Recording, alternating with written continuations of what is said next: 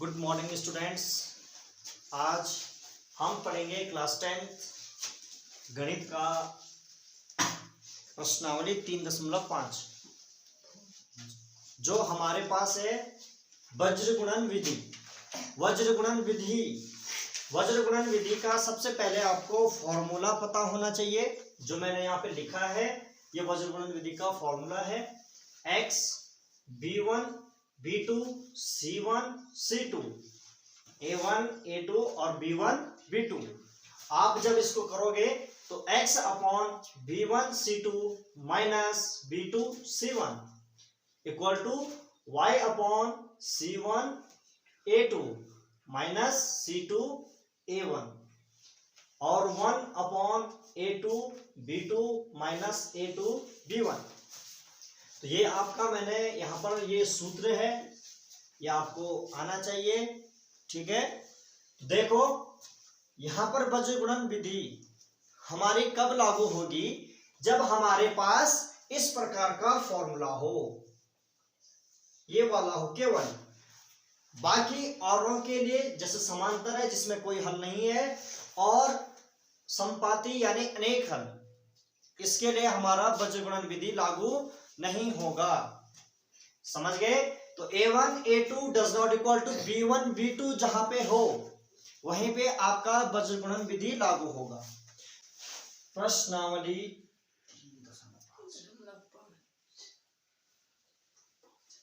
3.5 प्रश्नावली 3.5 में दिया हुआ है, निम्न रैखिक समीकरण युग्मों में से किसका एक अद्वितीय हल है, किसका कोई हल नहीं है, या इसके अपरिमित रूप से अनेक हल हैं, तो अद्वितीय हल की स्थिति में उसे वज्र गुणन विधि से हल कीजिए। ठीक है। यदि हमारे पास प्रतिच्छेदी, इसको अद्वितीय भी कहते हैं ना, मैंने बताया था आपको पहले, ठीक है। देखना कॉपी में पीछे जो आपने लिखा हुआ है, ठीक है, उसको देखने के बाद देखना उसको, ठीक है भाई पवन। तो देखो प्रतिच्छेदी यानी केवल एक हल, तो जब इस प्रकार की स्थिति हो तो हम क्या करेंगे, वज्र गुणन विधि से उसको हल करेंगे। यदि न हो तो फिर नहीं करते। समझ गए? तो पहला प्रश्न है इसका, प्रश्नावली 3.5 का पहला प्रश्न का पहला खंड यह है x minus 3y minus 3 equal to 0। x minus 3y minus 3 equal to 0। दूसरा है हमारे पास 3x minus 9y minus 2 equal to 0। ये आपके पास कोई समीकरण है, आपको इसे हल करना है। समझ गए? तो इसलिए हमारे पास है समीकरण नंबर 1 बन गया और समीकरण नंबर 2 है। समझ गए सभी बच्चे? तो समीकरण नंबर, आपने जिस समय इसको पढ़ा था तो आपने एक समीकरण का रूप पढ़ा था, आपने पढ़ा था ax plus by plus c equal to 0।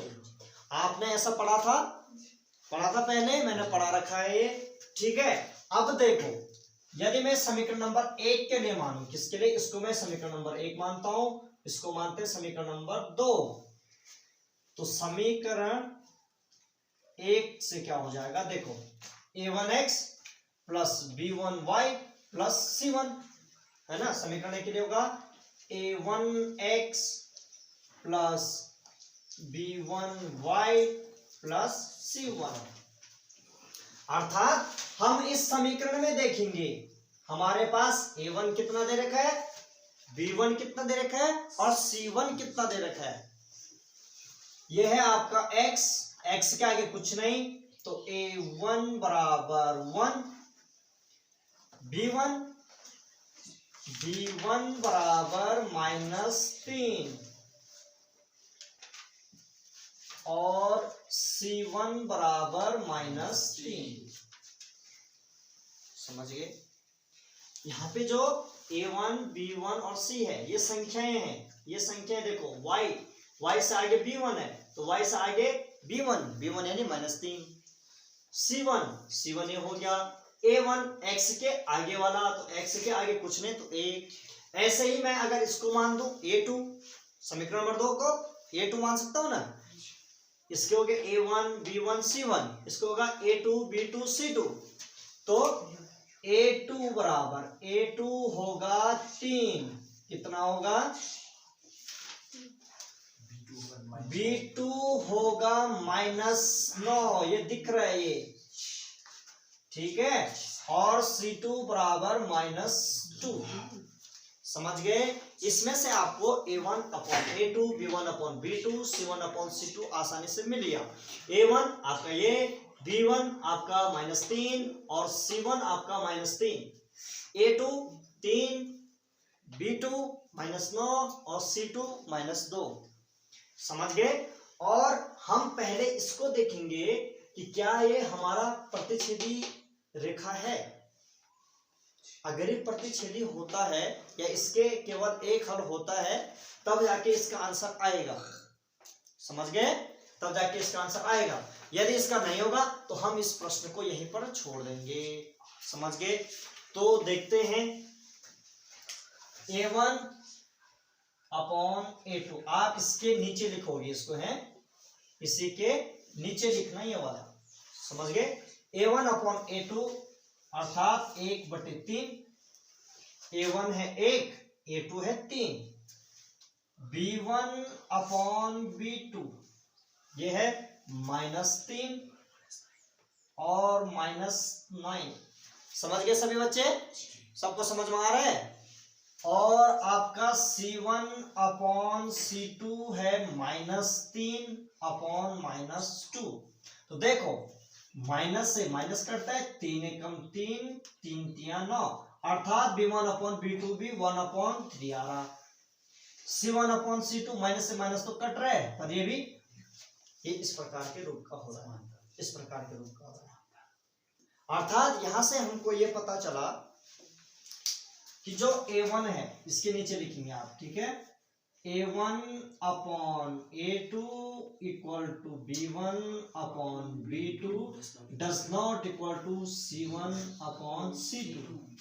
और हमें पता है यदि हमारे पास इस प्रकार का समीकरण ये बन रहा है तो इसका किसी प्रकार से बीजगणित विधि से इसका किसी प्रकार का हल नहीं होगा, समझ गए।